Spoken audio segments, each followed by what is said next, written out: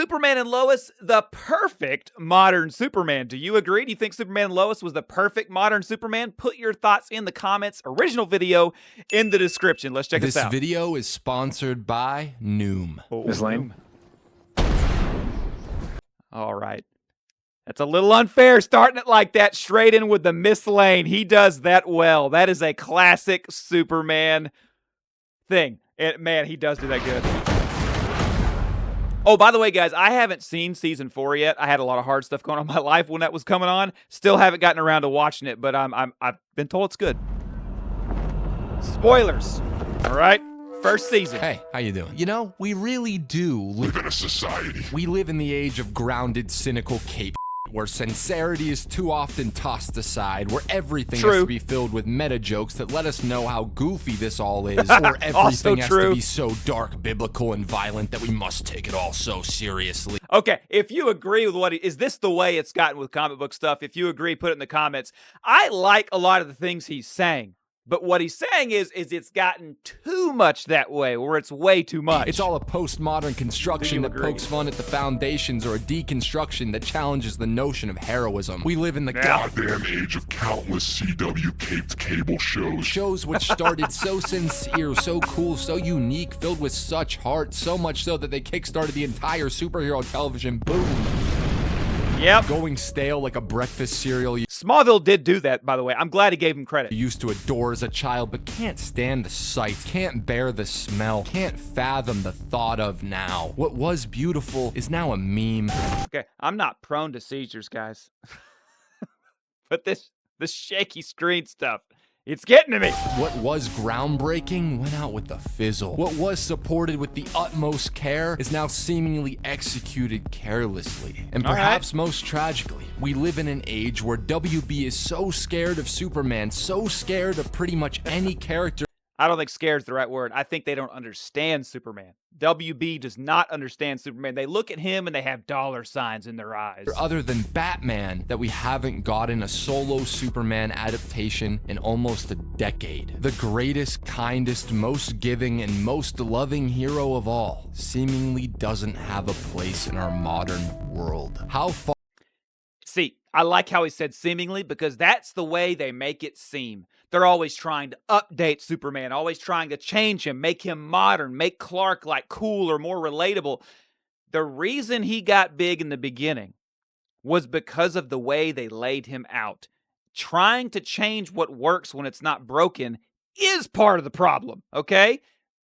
Take the strengths and dive further into them. Don't get scared and bashful and back away from them because it's not the norm, you know? Or have we really come if we seemingly can no longer believe a Superman can fly? Now, I know, the show isn't finished. This video in a few weeks' time could be as dated as the notion of the depth. The series could go straight from the beautiful frozen fortress right into stanky hot hell. But listen, it's been a rough month filled with drastic life changes, the death of my soul, and the birth of a new outlook. But the one consistent, the one constant has always been and will always be my love of fictional individuals, inspiring icons, beautifully selfless monuments who just want to do the right thing. And boy, oh boy, Jor-El be damned, the planet Krypton be exploding. Do I just really want to talk about? It's a good show, guys. Let me know in the comments if of all the Superman TV shows, if you find this one to be the best. There's things I don't like about it. There really is, but man, it's a good show. It really is a good show. The question is, why is it a good show? Why is it so well loved? And why is it gone?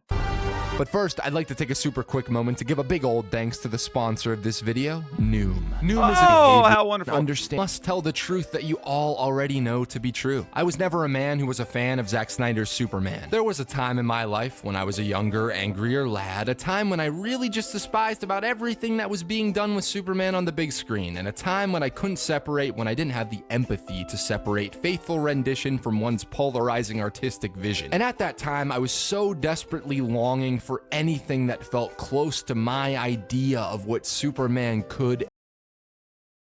That, I think, is one of the biggest struggles and problems with every Superman TV show, cartoon, movie, is that, of course, the cartoons don't have a lot of trouble, is that everyone is taking in their brain what their ideal version of what Superman should be, and they're putting that on the character before they even watch the movie or judge it for how it's being presented by, whoever's writing it or directing it or whatever. And that's one of the biggest problems. Like, Man of Steel's a good movie, but people hated it because it wasn't this guy right here. It wasn't Christopher Reeve. I think Christopher Reeve is probably the number one Superman. He's got both Clark and Superman so very good. And when Henry Cavill came along, he was so different. It was such a different Superman. People couldn't accept it and watch it for what it was. Same with David Cornsway, And Brandon Routh, poor guy, he tried to be Christopher Reeve, but he's not. He's just not Christopher Reeve. He's still his own thing, and people didn't like that either. So, I mean, that's the biggest problem, in my opinion, with these movies, is that people are putting on it what they think Superman should be. You're never going to get your perfect Superman movie. I'm never going to get it. I want a golden age period piece. I've told you this a billion times. I'm not going to get it. And I want a Clark Kent like Christopher Reeve had. It doesn't have to be like quite so goofy, but definitely needs to be mild-mannered, fearful, skittish, the way he was described in the earlier, comics. And should be. Monday, October 10th, 2016. I can taste it like it was yesterday. I can too. Down knowing Superman was going to show up on Supergirl. I sat my down anticipating anything that wasn't a twisted neck or an emotionally distant, depressed wreck. I sat my fat down and saw Tyler Hoechlin and Supergirl's take on the Man of Tomorrow burst onto the scene with a lickety-split and a glorious shirt rip. I saw him... Let me say this first before he finishes his thought. It seems like Superman is most gotten right when there are other contrasting characters involved. I think it's because the reason Superman's being used is to show that ideal, to show that what we should aspire to.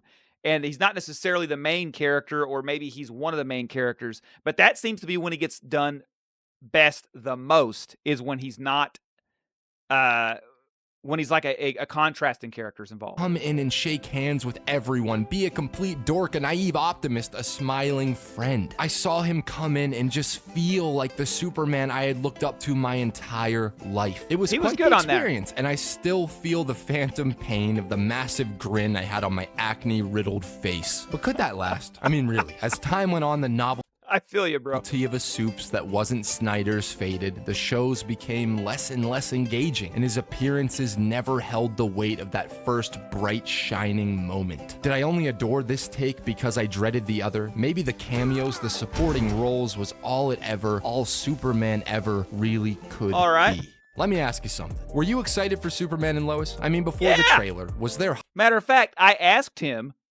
probably when they were getting ready to film Superman and Lois, I said, would you be willing to do a Superman show if, Tyler Hoechlin I'm talking about, I said, would you be willing to do a Superman show if they offered? He said, hey, if they want me to do it, I'm ready. And I got his autograph, and it's right there. That's his autograph right there.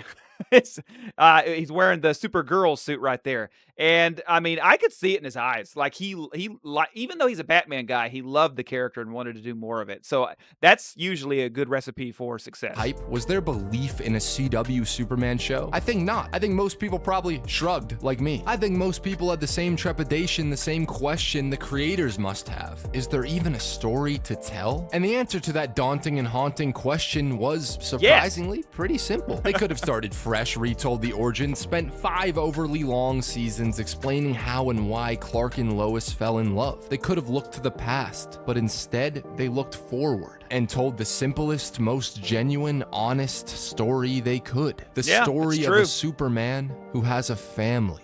Now, right off... here's what's interesting, though. Smallville was very exciting to me as a kid because in 2001, when Smallville came out, they acted like he was a sophomore in high school, but then another year, but he was a freshman. You know what I'm saying? It was real weird because they were like driving, but it didn't make no sense. But I was a freshman in high school, or a sophomore in high school when the show came out. So I basically had my high school years with him. When this came out, I was a parent. And it was really cool, like, being able to be at these shows' points when Superman was at that point in his life. That was really cool. So I always wondered if I had a bias towards Superman and Lois because it hit me at the right time in life. Does that make sense? Off the bat, let me just say that this show is revolutionary in its craft, in its filmmaking. And for he the wasn't CW. a parent. Call me a masochist because I've watched way too many CW shows. Vampire Diaries, Riverdale, you name it. And not since early Flash or Arrow. Hell, Smallville has the filmmaking and storytelling felt Comments. Smallville or Superman and Lois? Which show was better? so tight, felt so filled with care. The blocking has purpose, the lighting is dynamic, there's a style, True. a sense of vision, and a passion behind the scenes. That scene when he got that truck up, man, I was just like, I was feeling it with the family, even though I already knew. I was feeling it with the family like, wow, that's your dad, you know? Does it get me off visually like Daredevil? Does it visually do it for me as much as Daredevil or Gotham? Is the writing free from the curse of 35-year-olds writing trendy 15-year-olds? Does it have Mickey Plus levels of production value? Nah. But is this a huge leap forward? A huge leap that avoids the standard tropes of the CW caped cable programming, avoids the room full of techie men and women slamming their fingers down on keyboards while spouting exposition, avoids the will they won't they couples, and instead has two strong leads that are there for each other, support each other, and aren't a complete eroding toxic mess of drama? Yes. Superman and Lois is I will say, though, that show kind of did start getting that way, too, as the seasons went on. All these shows do that. They get to where they get to a point, everything is so serious all the time. The acting goes away. And they're like, so what are we going to do with this thing? I don't know. What are we going to do about this? I don't know, but it's very serious. We need to do this probably about it. You're right. We probably do. And then once in a while, they try to have some sort of, like on Smallville, Thanksgiving episode where everybody's happy and smiling because they've realized, oh, yeah, we've forgotten to have these people act. They're just always serious all the time. And it didn't get as bad as Smallville did, but it does have it in there. shockingly radical for the CW. It's the CW is what it is. But the thing is, it feels comfortably familiar as a Superman tale. The show assumes you've seen. The show openly references and openly loves all the different takes on Superman. Yes! It doesn't try to give us Exactly. That is what I loved about it. It wasn't picking one and hating the other. It was like the legacy. It's continuing. And that's what I love, guys. a I fresh love it. new take. It doesn't try to reinvent the wheel. Instead, it gives us a very classic tale while updating, while adding, but never straying away from what makes what has always made Superman. I won't say never. Superman. The Boy Scout loving charm of That scene right there, guys, where he does makes his what hand. has always made Superman. I thought for the longest time that he looks at his hand because he's like, I'm holding this thing up with one hand. And then the guy down the boat is like, oh, I thought that's what that was about.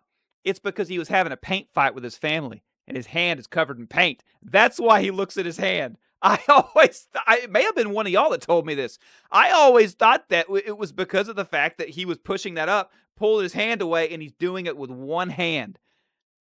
Not in it all. Not in it all. Superman. There he goes. The He's Boy like, Scout the paint. loving charm of Donner and Reeve. The high-flying action and societal fear of what a god means in video's our getting modern pumped. world from the Snyderverse. The compassionate, intelligent, empathetic Lois of the comics and the DC animated universe. Yes. The high school drama and cheesy CW sincerity of Smallville. It tosses it all into an HBO co-financed larger budget blender and juices out a perfect modern take on Superman that fans of any or of every Big Blue should enjoy. Interesting he says that. He's got a butt coming. Because I have heard fans of all types enjoy this show. I don't know if it's that we're willing to give more leniency because it's a television show and not like a big theatrical movie, or what it is, but people, Snyder fans, dare I say, corn sweat fans, because, the show was pretty much gone by the time the movie came out. But people are willing to give it from whatever walks. Christopher Reeve, Brandon Routh, a Dean Cain person, Tom Welling person. They all like this show, generally speaking. There's ones that don't. And it's very interesting. I'm curious what this butt is, though. The big thing, the thing I love the most, the thing that makes Superman and Lois feel so special to me is the simple question the series asks again and again. A question Clark gets asked again and again by his enemies, by his father. A simple question too often asked by us. And that question is why? John Henry Irons believes that this Superman cannot stay good. He believes that we cannot put our faith in any man. Okay, this was another nod to the Snyderverse, but done better. Here's why. The Snyderverse had you thinking that Superman was going to go evil. In Batman vs. Superman, he asks the question, or not doesn't ask, but he says, no one stays good in this world, as he seemingly goes off to kill Batman. Batman has the dreams of Superman killing people and himself. You think throughout the DCEU, regardless of what Snyder says later of what's going to happen, you're being led to think he might go evil. That's not what this version does. This version shows that on another universe, he goes evil. And on this universe, he's not evil. You're not as nearly as concerned that he's going to go evil because you realize that John Henry Irons, he's wrong. You get it, and that's important. That's really important to always have that hope in Superman. And in the Batman vs. Superman movie, as much as I like it, it kind of, the hope part was like, oh, I'm hoping out of wishful thinking, not out of faith. You know what I'm saying? Who swears to protect us. He asks, why? Why can we be so sure he won't go bad and choose power over humanity? Why can we? Why do we trust Superman? They are his people. He will choose his kind over mankind. And then what chance will you have? Morgan Edge Tarot asks, why trust them? Why trust humanity? Why trust us? We are a hateful species fueled by fear. Why does Clark continue to care? Why does he choose to protect? And it is a choice. It always has been. There's no guilt from losing someone he loves. There's no torturous curse, no hopeless mission out of fear. Superman is not defined by some great tragedy. He's not trying to atone for his past sins. He's not trying to redeem himself. His heroism wasn't thrusted upon him. He wasn't told to do anything. He isn't attempting to live up to his heritage. He simply made a choice to be a hero. Our greatest hero, the world's friend. He chose to be our hope. Man, this dude knows how to talk about Superman. He's giving me the feels. But he's right, though. He chose to love us. Edge tries to force Smallville to become a new Krypton because of the fear. God, I have never found a video, I think, where I'm just like, yes. I mean, he's right. He chose to love us. That is exactly correct. That's what makes Superman so amazing. He felt as a lost traveler, the pain he felt never belonging and never experiencing hope. He attempts to force Smallville, humanity, to become like him, rule with him, so he is no longer afraid, so he is no longer alone. Irons tries to force the world to see the Superman he saw, force them to fear, force them to feel the anguish he felt when he lost his Lois. They did that good too, because Irons, Lois was his wife and he lost her, and like they gave you such a reason why he should continue pursuing this good Superman that you're like, well, I get it. He's wrong. Okay, just because that Superman was bad doesn't mean this one is, but I get it, His love. And the series. But you knew Superman wasn't going to do what he did there because Lois was his. You know what I'm saying? He wasn't going to do that to Lois. Lois is the key.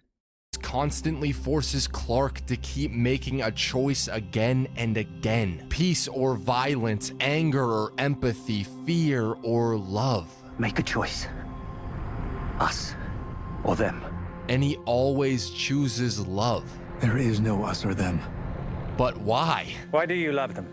There must be a reason. And the answer to that is given to us in the very first frame of the show. I want to hear this. Coming to this earth, feeling the sun on my face for the first time. Oh my God, Jonathan, it's a baby boy. Hold on, Martha. It's given to us in every peaceful moment Clark spends reflecting on his past, on his dad who loved him so unconditionally, on his mother who dedicated her life to helping, to giving her all. Okay, this is giving me the feels, guys, but I want to ask a question. I think that the Brandon Routh Superman Returns plane scene is the best, most realistic, cinematic looking Superman scene that we have to date, including, Corn Sweat and Henry Cavill and all that. That scene in Superman Returns is awesome with the plane. Not the movie as a whole, but that plane scene. I also likewise feel that the opening scene of the first episode on Superman and Lois, the pilot, that opening scene where, he's talking about, he's kind of narrating there and he gets all the way through him and Lois marrying. That is one of the best Superman scenes of all Superman everything. It is so cinematic, so amazing. I love it. Let me know if you agree with that statement. That's up there. That's one of the top Superman scenes. Is the opening scene in this show. Let me know. To her neighbors when she never had all that much to give. It's given to us every time he holds his sons, every time he sees himself, both the beauty and the terror of being different in his boys. The answer to that why is given to us in the title of the damn show. Because within all the agony, the tragedy, the harm we inflict on one another, there is always light. There is always Lois. Lois is key. I'm telling you, man. This show got it. And Lois is key in the Snyderverse as well. The problem was, though, is it, man, like I just said, I didn't like in the Snyderverse that we weren't really sure if our Henry Cavill was going to go evil, because it wasn't giving us a lot of outs. This show gave us a lot more outs. Like, no, there's no way. This Superman's different than that Superman. He's different. Lois Lane, the best of us, the best we have to offer, the best we can hope to be. Always wanting to do the right thing, always having the empathy and understanding to know what that is. Ever enduring, ever persevering through her doubt, through her trauma, through all the loss she has experienced. I love her lazy eye. Check it out. Persevering through her doubt, through her so she has this thing where her eyes, that is ever enduring, ever persevering through her doubt, through her eyes don't always, one of them goes off to the side. And I don't know why, but I had a friend like that growing up. I always liked that. It's kind of weird, but I like it. Her trauma, through all the loss she has experienced, she still manages to stand strong and try her damnedest to be there for everyone in ways those around her never were for her. She's Kal-El's beacon, Superman's heart, and Clark's soul. She's what Clark sees in everyone, in human beings. Instead of seeing small, selfish, indulgent, fearful, hateful, spiteful specks when he soars high above us, he sees love, will, strength, courage, compassion. He sees Lois. And whether it's sitting on the porch sharing a glass of wine after an absurdly long day, or painting Clark's childhood home together with their sons, whether it's embracing on a bench or kissing in the elevator, whether it's sailing high in the clouds or laying peacefully next to each other, whether it's passion or comfort, uncertainty or stability, there is always, without a doubt, such a tangible, fiery, fierce.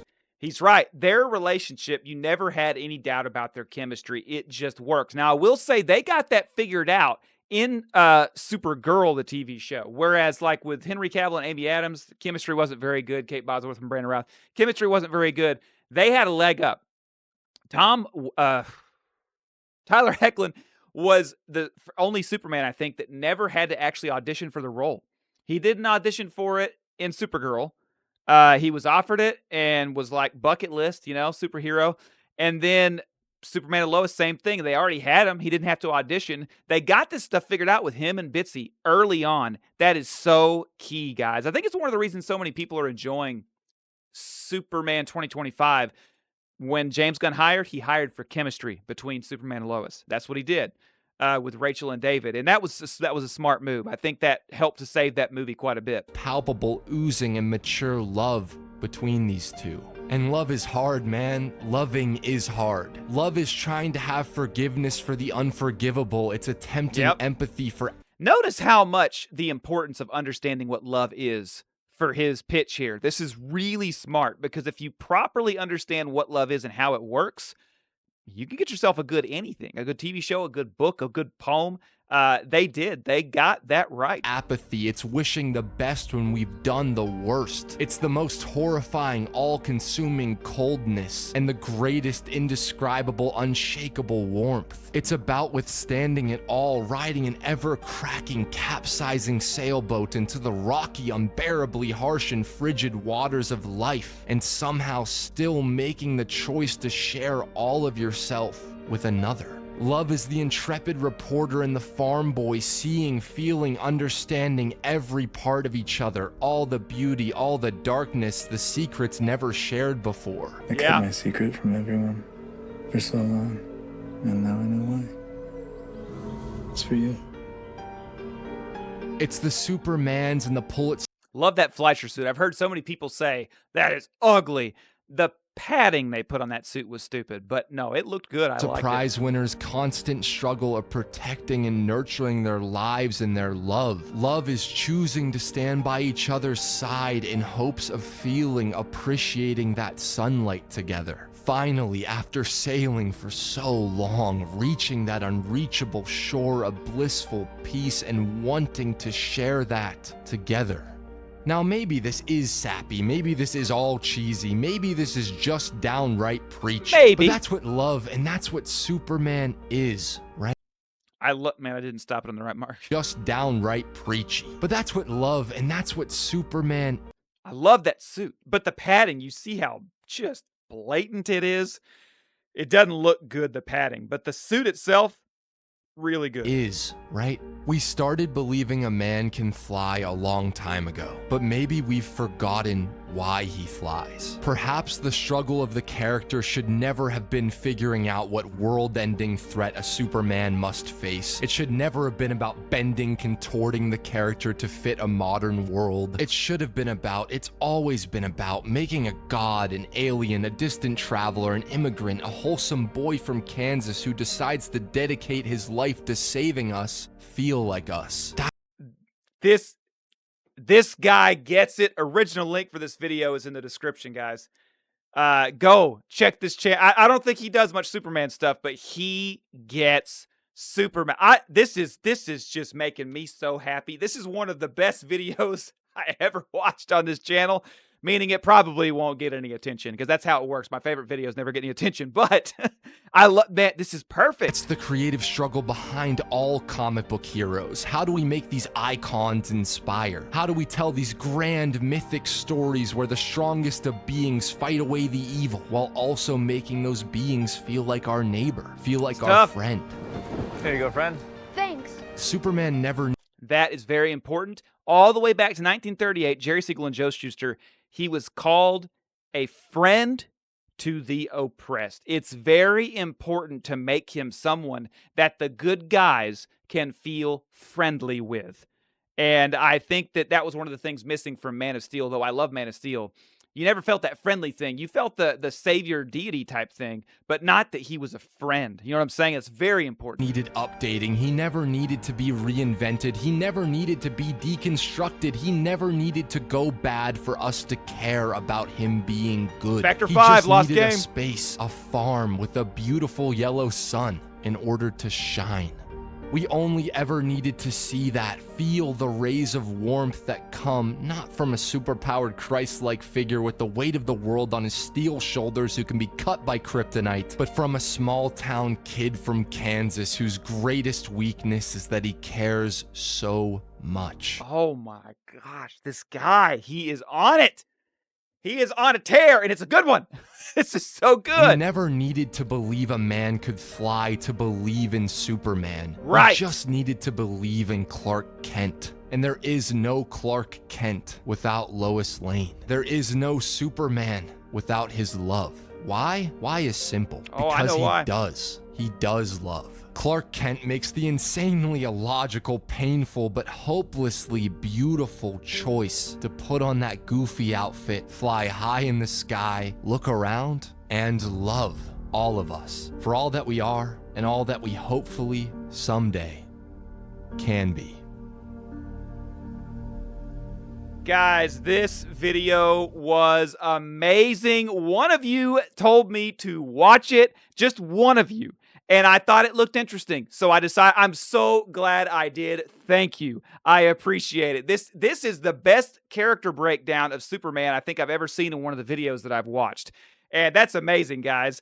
I don't even know what to say. Let me know if you agree in the comments. Is this one of the best character breakdowns of Superman have you seen? Or do you have a better one out there? I don't know. I really like, especially in regard to, it became Superman and Lois at first, but it became like a Superman breakdown, and it was so well done. Just absolutely wonderful. Don't forget to check out my Amazon store where I got all sorts of Superman stuff in one place. Remember, guys, live humbly, do good.